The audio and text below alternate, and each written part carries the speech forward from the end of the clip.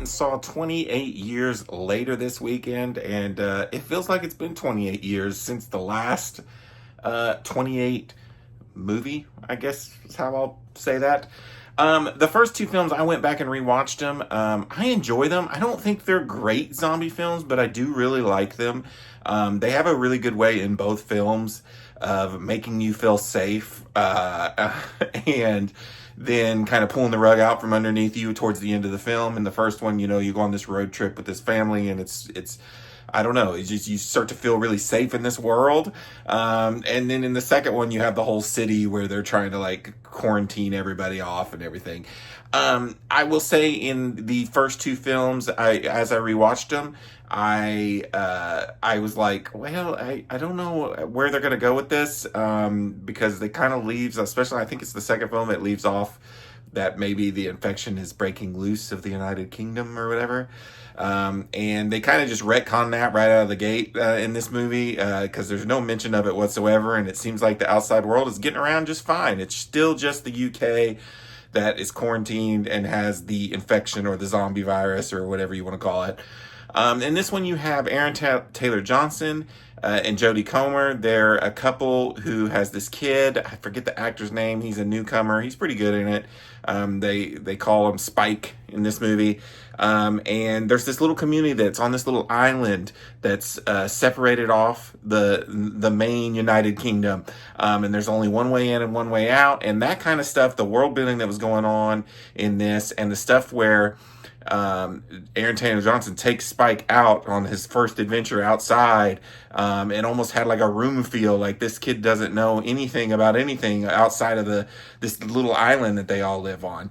And I will say that the first half of this movie is the best part. When this is all going on, you get more of the scary, like zombie stuff. And there's tents, and I think it's shot really well. And I even liked how they were cutting in these weird things in the middle of the movie. I'm sure it had some kind of general messaging or purpose behind it, but I thought it was all fine. Then about midway through the movie, like kind of detours off on another thing where Spike's basically taking Jodie Comer, his mom, who's sick, to go see this doctor that has kind of been living out on the island. And then like the zombie part of the movie disappears, and like there's not, I almost forget that there's even zombies on in the UK.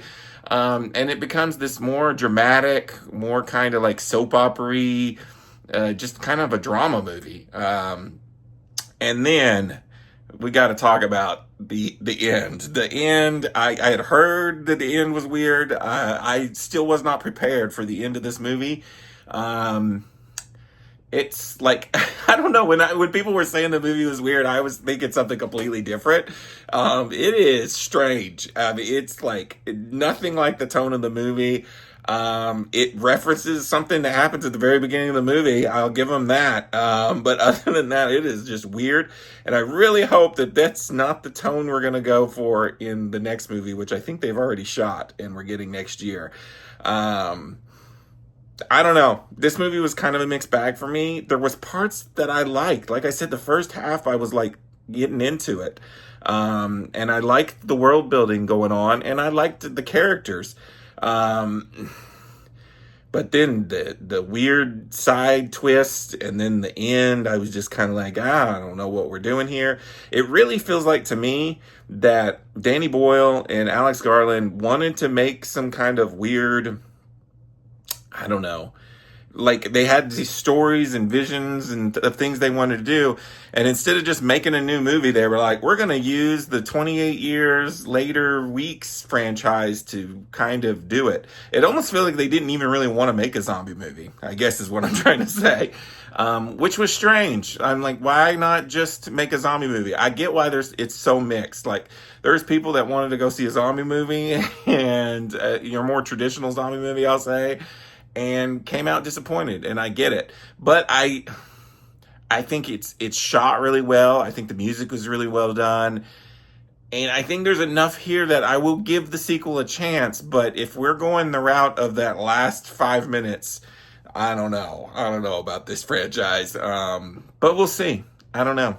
I think I'm going to give it a 3 out of 5. And I don't know. That seems like maybe I'm being a little too harsh, but I'm going to give it a 3 out of 5. And until next time, this is Rainy Cage. Peace out.